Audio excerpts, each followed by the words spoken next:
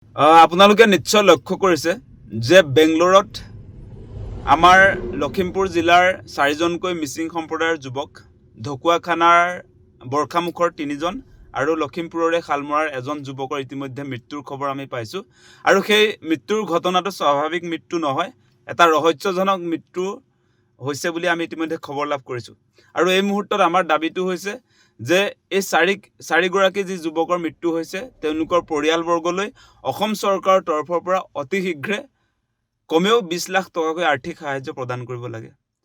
আৰু এটা গুৰুত্বপূৰ্ণ কথা আছে কি আমি লক্ষ্য কৰিছোঁ যে শেহতীয়াকৈ সাংঘাতিক ধৰণে আচলতে অসমৰ পৰা বহিৰাজ্যলৈ কৰ্মসংস্থাপন বিচাৰি বহু যুৱক যুৱতী ঢাপলি মেলিছে।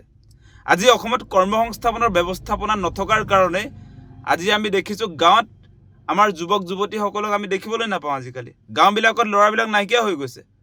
আজি প্ৰায়বিলাক গাঁও যদি চাই আপোনালোকে অসমৰ বিভিন্ন জিলালৈ যদি যায় তেতিয়া দেখিব সেই গাঁৱৰ ল'ৰাবিলাক আজি বেংগলোৰ, চেন্নাই, আজি কেৰেলা, আজি মহাৰাষ্ট্ৰ, গোৱা তেওঁলোকে সেই ৰাজ্যসমূহত আচলতে কৰ্মসংস্থাপনৰ কাৰণে যাবলগীয়া হৈছে। আৰু আমি দেখিছিলোঁ যে বিজেপি চৰকাৰৰ দিনত তেওঁলোকে এটা সপোন দেখুৱাইছিলে যে 2016 চনতে যি 23 লাখ নিবনুৱা আছিলে সেই 23 লাখ নিবনুৱাৰ কৰ্মসংস্থাপনৰ দায়িত্ব তেওঁলোকে লৈছিলে। সেইটো আচলতে তেওঁলোকৰ ভিজন ডকুমেণ্টত উল্লেখ আছে। আৰু সেই 23 লাখ নিবনুৱাৰ কৰ্মসংস্থাপনটোৰ ব্যৱস্থাটো নহ'লেই আপোনালোকে যদি চাই আজি 2026 চনত সেই 23 লাখ কৰ্মসংস্থাপনৰ যি ব্যৱস্থাপনাৰ কথা কোৱা হৈছিলে, যি সময়ত 23 লাখ নিবনুৱা আছিলে, আজি বিজেপিৰ দিনত 35 লাখ আচলতে নিবনুৱাৰ সংখ্যাটো বৃদ্ধি হৈছে। গতিকে কেনেকুৱা ধৰণে অসমত নিবনুৱাৰ সংখ্যা বাঢ়িছে আপোনালোকে সকলোৱে নিশ্চয় দেখা পাইছে। আজি আপোনালোকে আৰু এটা কথা নিশ্চয় লক্ষ্য কৰে, কিবা 4th গ্ৰেড 3rd গ্ৰেডত যেতিয়া চাকৰি ওলায় তেতিয়া আপোনাৰ এই 2000-3000 যি আপোনাৰ চাকৰি ভেকেঞ্চি ওলায় সেইবিলাকত আমি দেখিছোঁ প্ৰায় 20 লাখ 30 লাখ আপোনাৰ কিবা চাকৰিৰ কাৰণে এপ্লাই কৰা আমি দেখিছোঁ। গতিকে আপোনালোকে লক্ষ্য কৰিব যে কেৱল চৰকাৰী চাকৰিৰ জৰিয়তে কোনো কাৰণতে অসমৰ নিবনুৱাৰ সমস্যা সমাধান নহয়। আমি বিকল্প সংস্থাপনৰ ব্যৱস্থা কৰিব পাৰিব লাগিব। আজি অসমত বিজেপিৰ ফালৰ পৰা আচলতে ইণ্ডাষ্ট্ৰিয়েল ৰিভলিউচনৰ কথা কোৱা হৈছিলে। অসমত উদ্যোগ প্ৰতিষ্ঠা কৰিব আৰু যিবিলাক উদ্যোগত অসমৰ যুৱক যুৱতীয়ে কৰ্মসংস্থাপন পাব তেনেকুৱা সপোন দেখুওৱা হৈছিলে।